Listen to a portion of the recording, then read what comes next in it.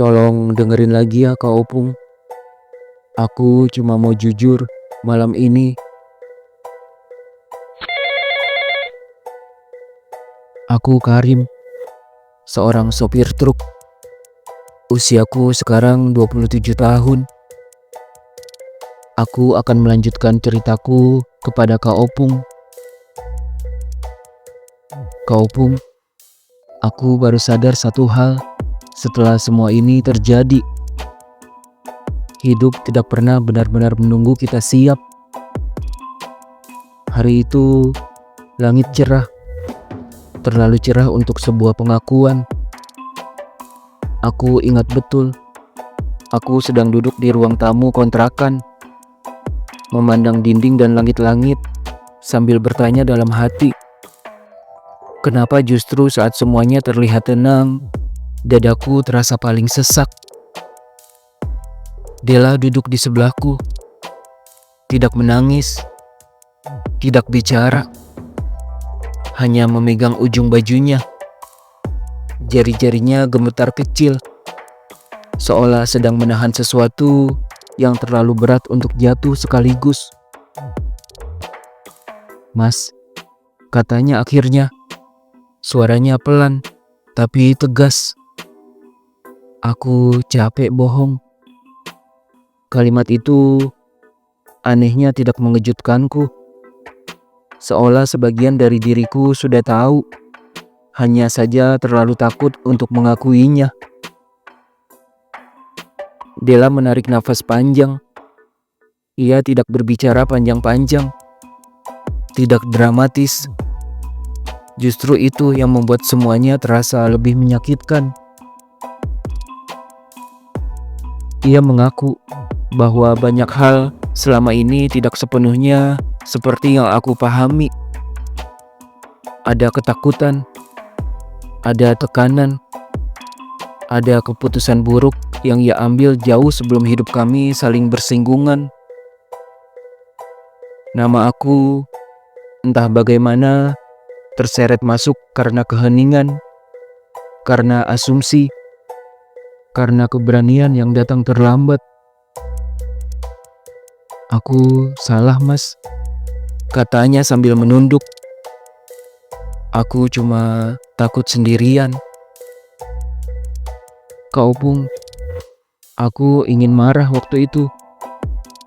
Tapi yang muncul justru rasa lelah yang dalam. Lelah karena ternyata semua orang di cerita ini sama-sama terluka. Saat Della pergi, aku duduk lama sendirian.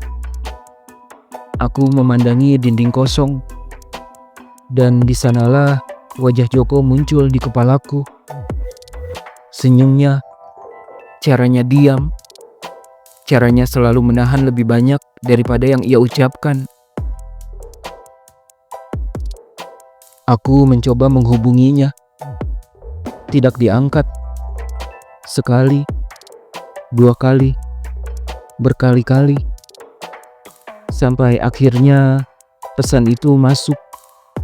Pendek, tenang, menyakitkan. Mas, aku tahu semuanya sekarang. Aku nggak marah, tapi aku juga nggak mau jadi pilihan setengah-setengah. Kalimat itu, Kak Opung, lebih tajam dari kemarahan manapun. Kami akhirnya bertemu. Bukan di tempat istimewa, hanya di sebuah warung kecil yang dulu sering kami lewati tanpa arti. Joko datang dengan wajah tenang yang terlalu dewasa untuk usianya.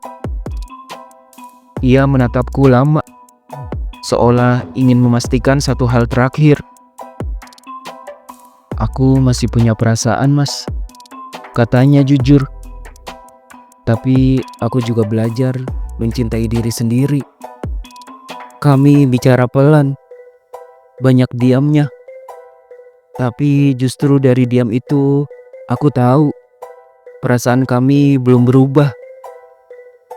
Karena sudah terlalu malam, aku mengajak Joko mencari penginapan murah tak jauh dari situ.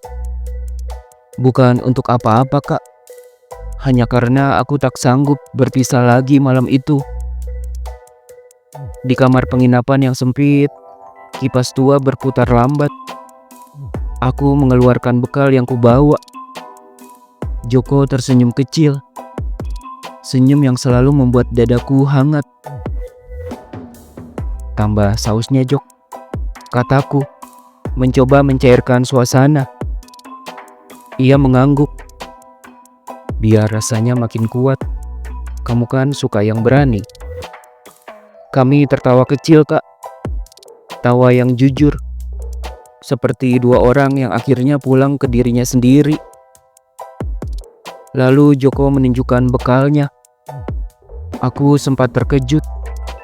Bukan karena bentuknya, tapi karena keberanian Joko menunjukkan sisi dirinya yang paling rapuh dan paling jujur. "Gimana rasanya, Mas?" tanyanya pelan. Aku menjawab tanpa ragu. "Pas, kayak ini. Cukup buat aku."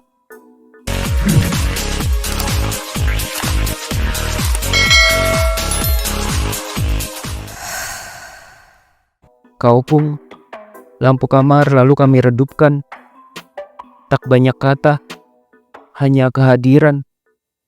Kami memilih saling dekat, saling memahami, tanpa harus menjelaskan apapun pada dunia. Malam itu menjadi milik kami. Tenang, hangat, dan penuh rindu yang akhirnya bertemu. Menjelang pagi, aku berkata pada Joko, dengan suara yang bahkan aku sendiri hampir tak mengenalinya. "Aku sangat mencintaimu, Jok. Perasaanku ke kamu bukan kebetulan." Joko menunduk. Air matanya jatuh pelan.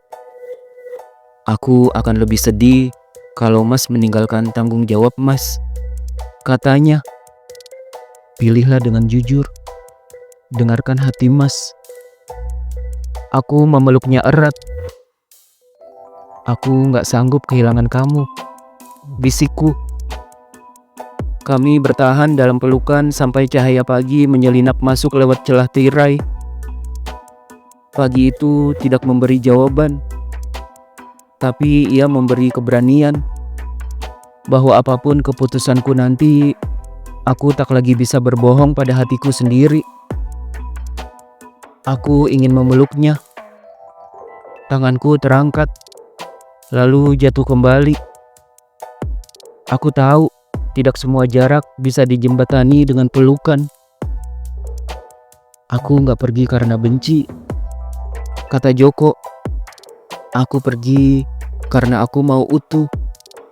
Kalau suatu hari Mas datang lagi, datanglah karena yakin, bukan karena kasihan." Kata-kata itu membuat dadaku runtuh perlahan. Aku mengangguk, tidak mampu membalas apapun yang pantas. Sejak hari itu, Kaupung, aku menjalani hari-hari yang paling sunyi dalam hidupku. Di tengah orang-orang, aku menemani Della menghadapi keluarganya. Aku berdiri di sampingnya, bukan sebagai pahlawan, tapi sebagai manusia yang bertanggung jawab. Aku tidak membohongi siapapun tentang perasaanku. Dan anehnya, kejujuran itu justru membuat segalanya terasa lebih berat. Malam-malamku diisi oleh kenangan tentang tawa kecil Joko, tentang caranya menatapku seolah aku adalah rumah, bukan pelarian. Aku sering bertanya pada diriku sendiri, apakah cinta selalu harus menang? Atau justru kedewasaanlah yang menuntut kita melepaskan? Jawabannya tidak pernah sederhana, Kak Opung. Hingga suatu sore, aku menerima sebuah pesan lama. Bukan dari Joko, bukan dari Della. Nama itu, nama dari masa laluku yang kukira sudah terkubur. Pesan itu singkat, tapi cukup untuk membuat tanganku dingin. kita belum pernah benar-benar selesai, Karim. Disitulah aku sadar, hidup belum selesai mengujiku. Mungkin inilah harga dari semua pilihan. Bukan hukuman, tapi undangan untuk benar-benar dewasa. Aku menatap jalan di depan kontrakan malam itu dan berpikir, mungkin cinta sejati bukan tentang memiliki, melainkan tentang berani jujur, meski konsekuensinya menyakitkan. Dan kalau suatu hari nanti aku kembali berdiri di hadapan Joko, aku ingin datang bukan sebagai lelaki yang bingung, melainkan sebagai seseorang yang sudah selesai dengan dirinya sendiri.